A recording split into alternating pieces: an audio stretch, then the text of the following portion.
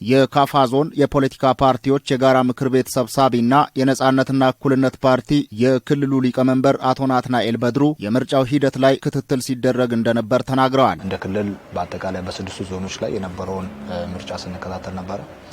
በዋናነት ከሌሊቱ 12 ሰዓት ጀምሮ ህዝቡ በነቂስ ወጥቶ እየመረጠ ያለበት ሂደትን ተከታትለናል፣ መታዘብ ችለናል ማለት ነው። እስካሁን ባለን ኢንፎርሜሽን መሰረት ያለምንም ጸጥታ ችግር ምርጫው ተከናውኖ ያለበት ሁኔታ መኖሩን ነው የታዘብነው። የፖለቲካ ፓርቲዎች ውጤቱን በጸጋ ለመቀበል መዘጋጀታቸውንና ለሀገር ያለውን ፋይዳ በአግባቡ መረዳታቸውን ጠቁመዋል። ሁሉም ፓርቲዎች እናሸንፋለን፣ የህዝብ ቅቡልነትን አገኝተን እንመረጣለን የሚል እምነት ይዞ ነው ወደ ፖለቲካ ምርጫ ውስጥ የገቡ። ሰላማዊ ምርጫ፣ ዲሞክራሲያዊ ምርጫ፣ ፍትሃዊ ምርጫ እስከ ተከናወነ ድረስ ሁሉም የፖለቲካ ፓርቲዎች የሚመጣውን ውጤት አንደኛ አምኖ መቀበል መቻል አለበት ማለት ነው። ፉክክር እስካለ ድረስ ማሸነፍና መሸነፍ የግድ ነው። በጋራ ምክር ቤትም ባለን መረጃ መሰረት የሚመጣውን ውጤት አምኖ ለመቀበል ፈቃደኛ እንደሆኑ ነው ሁሉም የፖለቲካ አመራሮች እየተናገሩ ያሉት ማለት ነው። ሰባተኛው ጠቅላላ ምርጫ ዲሞክራሲያዊ ስርዓት የተስተዋለበትና በተምሳሌትነት የሚጠቀስ መሆኑንና ለትውልድ እንደሚጠቅም አንስተዋል። ሰላማዊ የፖለቲካ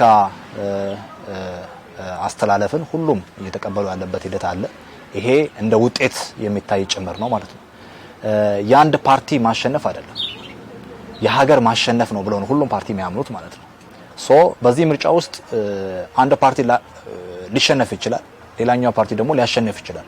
ሁሉም ፓርቲዎች ግን ምርጫው በሰላማዊ መንገድ መጠናቀቁ በራሱ የሀገር ማሸነፍ ነው።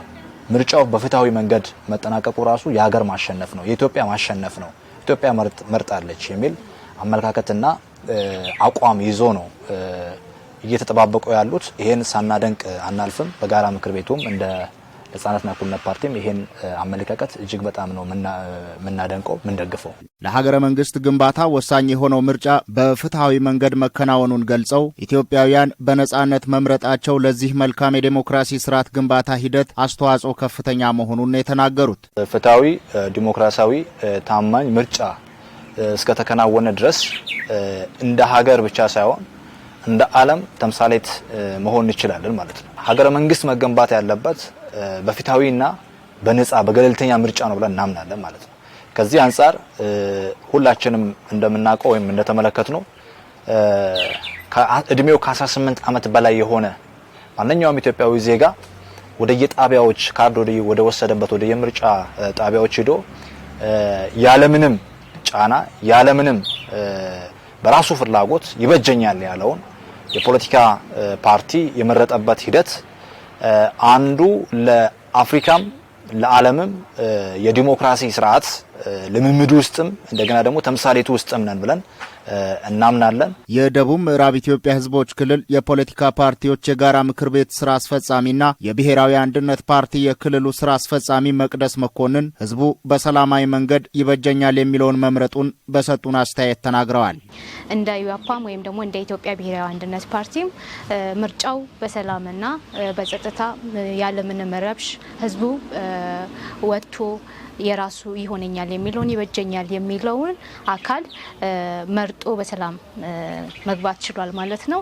ያን ሁሉ ዋጋ ከፍሎ በጣም ረጃጅም ሰልፎች ነበሩ፣ ዝናብም ፀሐይም ያ ሁሉ እየተፈራረቀ ግን የኢትዮጵያ ህዝብ ደግሞ ይበጀኛል የሚለውን አካል ለመምረጥ ያን ሁሉ ዋጋ ከፍሎ ሲመርጥ ማይቻሉ። የፖለቲካ ፓርቲዎች አሁን ላይ ከተገኘው ልምድ በመማር ለሚቀጥሉት ምርጫዎች መዘጋጀት ያስፈልጋል ሲሉ አሳስበዋል። ዜጎች የዲሞክራሲ ባህልን ያዳበሩበት ምርጫ መሆኑን ተናግረው በነጻነት ድምጽ የተሰጠበት ነውም ብለዋል። ሁሉም የፖለቲካ ፓርቲዎች የተሰጣቸውን ያገኙትን ውጤት በጸጋ መቀበልና አሁን ካገኙት ኤክስፒሪየንስ ለዛሬው 5 ዓመት የተሻለ ምን ጎደለኝ፣ ምን ነበር ማድረግ የነበረብኝ፣ የቱ ላይ ነው ስህተቴ፣ የቱ ላይ ነው የኔ እንከን የሚሉን ነገር አይቶ መርምሮ ለተሻለው ለሚቀጥለው ምርጫ ራሳቸውን ማዘጋጀት የሚችሉበትም እድል ስለሆነ እንደ መልካም እድል ተጠቅመው ውጤቱን በጸጋ መቀበል አለባቸው።